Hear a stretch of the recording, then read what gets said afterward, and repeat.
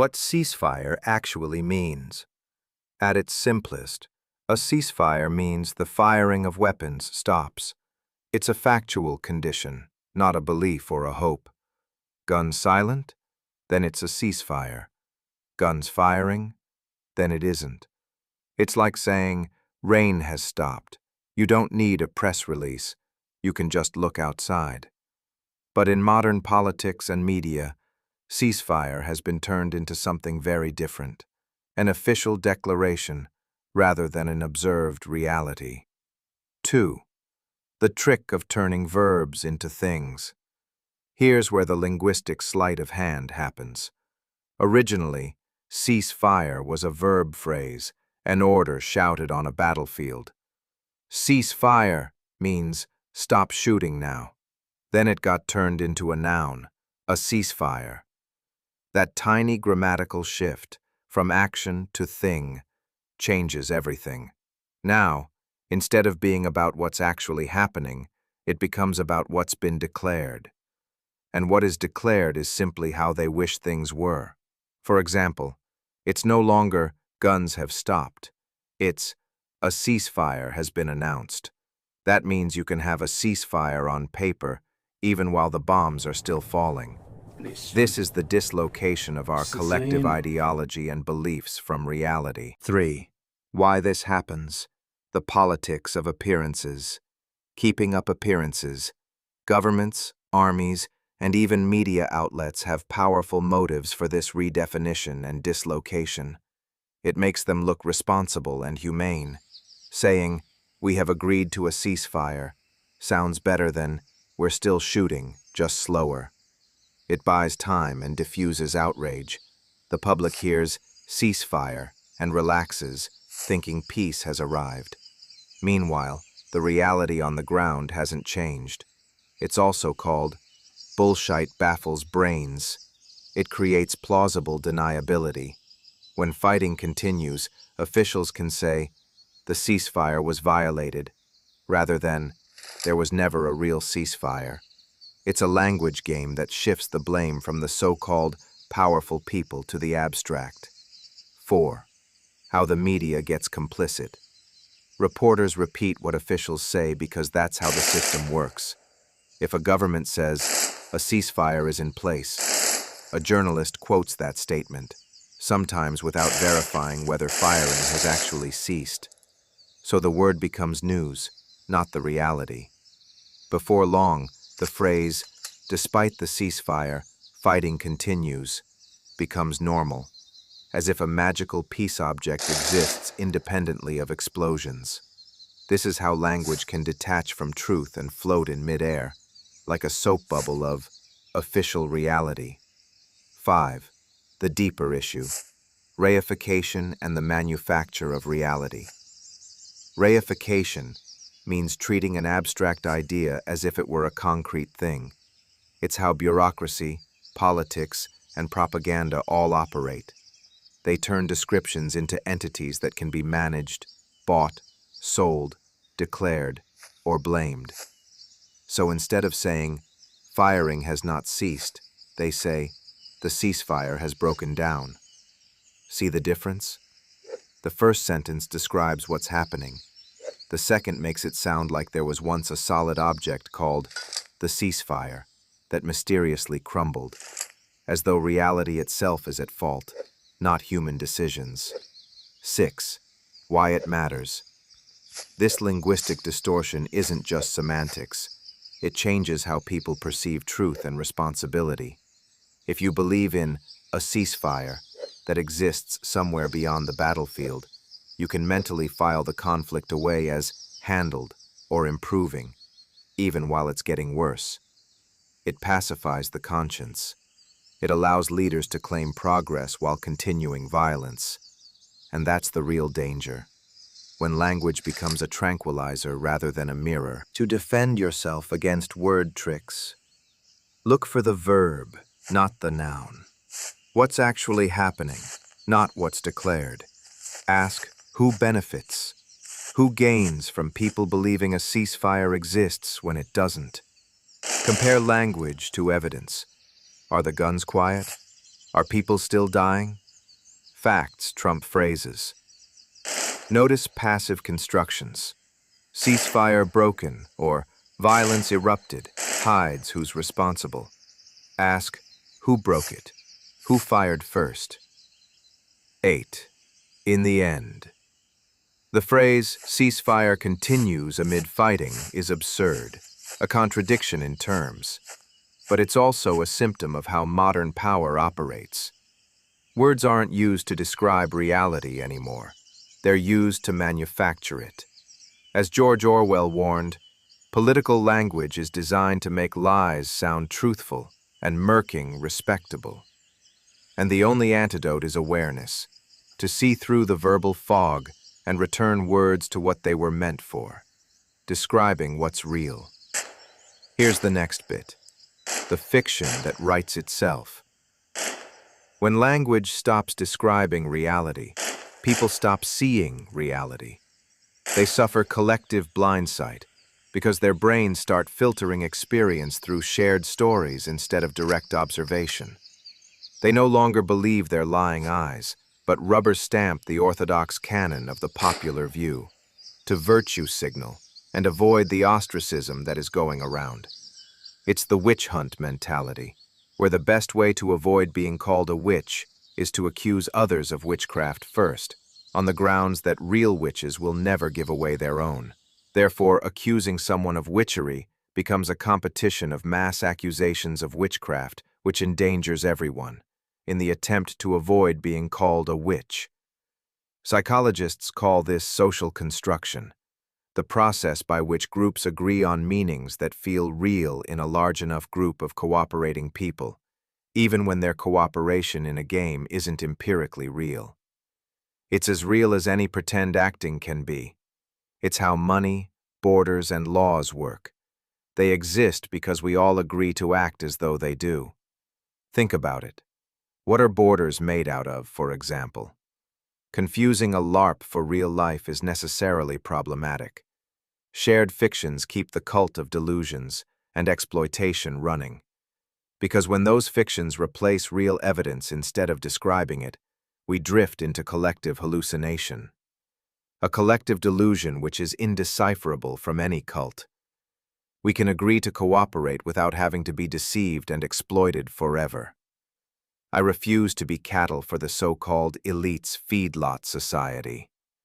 This cult-like belief happens through a few well-understood mechanisms. The human brain is a pattern recognition and confirmation machine.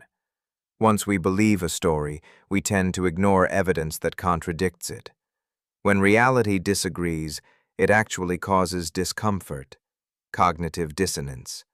So we smooth over the rough edges by bending facts to fit the tale. This is what many are calling stupidity. But understand that it's evolution. Our ancestors survived by trusting the tribe's shared map of reality more than their own doubts.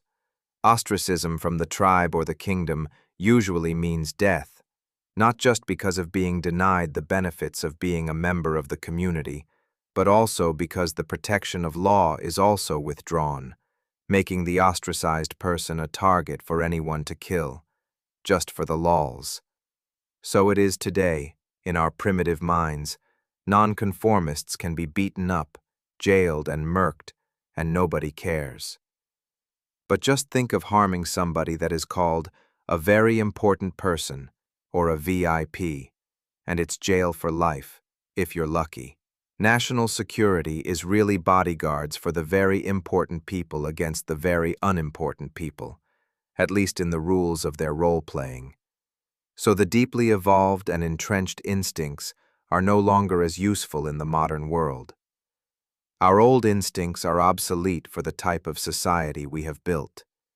You've heard this before about our love for sweet and fatty foods, and how ancient evolved tendencies that used to be very beneficial for us. It was in a world of relative scarcity compared to our modern world of mass production and highly processed edibles. I won't call it food, but that old evolved survival instinct is now being hijacked and harnessed by mass media, politics, and algorithms that feed us stories we already agree with. 2. The feedback loop of narrative control. Coordinated modern information systems, news cycles, social media, press briefings, form what scientists call feedback loops. When enough people repeat a story, it becomes self-reinforcing. The repetition itself feels like evidence. That's why psychologists say that repetition breeds familiarity, and the familiar feels safe, and safety enables and allows for belief in it. This is measurable. MRI studies show that repeated exposure to false claims lights up the brain's familiarity circuits the same way as truth. So when entire populations are surrounded by constant repetition of official narratives, those narratives feel true, even when data says otherwise. They are true within the shared game only, but not outside of the cult. That's why leaving any cult is scary for those addicted to it, those who have a habit of behavior and thought. Stepping out of that is not allowed as far as the cult game rules are concerned. The exploitation of the gap. Once people are collectively detached from empirical reality, once they're living inside what philosopher Daniel Dennett might call a user illusion, the story becomes programmable. Through what we used to call magic, but is actually the art and science of mental and emotional manipulation for attention control, the wordsmiths and propaganda masters know what they are doing. You see, attention is the lifeblood of the tyrant and the confidence trickster, the salesperson, and the so-called elites. It is the currency of success in this shared, compulsory, deadly serious, live-action role-play we call society. The wealthiest people and the people we give the most power to enjoy our acquiescence to them, and our gifts of the open license for them to behave as they wish, while we willingly respect and acknowledge our lower status with its legal restraints. Those who understand narrative psychology, the so-called elites, advertisers, propagandists, and certain political operators, can steer mass perception simply by adjusting what stories are told, how often, and by whom. This is known in cognitive science as agenda setting and framing. It doesn't tell people how to think, only what to think about. Corporate advertising and psychological propaganda use repetition on repeat, repeat, repeat. It's basically Donald Ewan Cameron's psychic driving, but on television. The more people accept these symbolic constructs that we all grew up with, words like ceasefire, security, or defense, as tangible realities, the easier it becomes to shift the storyline. Reality becomes editable text. Once you're in fantasyland, anything can be dreamed up and declared as true. They can bang their gavel. 4. From reification to simulation. The philosopher Jean Baudrillard called this the age of simulation, when representations no longer point to real things, but only to other representations. It's like a map that no longer describes the terrain, but only references other maps. We now inhabit digital ecosystems that constantly simulate reality. Stock markets, war coverage, even social identity, all rendered as narratives, symbols, and pixels. When the majority of people are immersed in that simulation, the physical facts lose emotional weight. Truth, within game rules, becomes negotiable. 5. The empirical path back real. Unadulterated science is still valid. The scientific method still works. Observation still works. Reality hasn't gone anywhere. We've just stopped rewarding people for looking at it and acknowledging it as important. That's why society is a cruel and childish LARP, and not reality. The way back is through verification, measurements, open data, falsifiable claims, and skepticism. Not cynical disbelief, but the kind that demands evidence. A functioning democracy, like a functioning brain, needs feedback coming from empirical reality. Without it, we drift, and the storytellers write the script for us. In other words, we collectively dislocate from reality to float away in our beautiful balloon. They say, this many people couldn't be wrong. Well, think again. Why not? Who told you that? The majority by any chance? Why couldn't wrong views be held by the majority? They infamously did in Germany and Russia.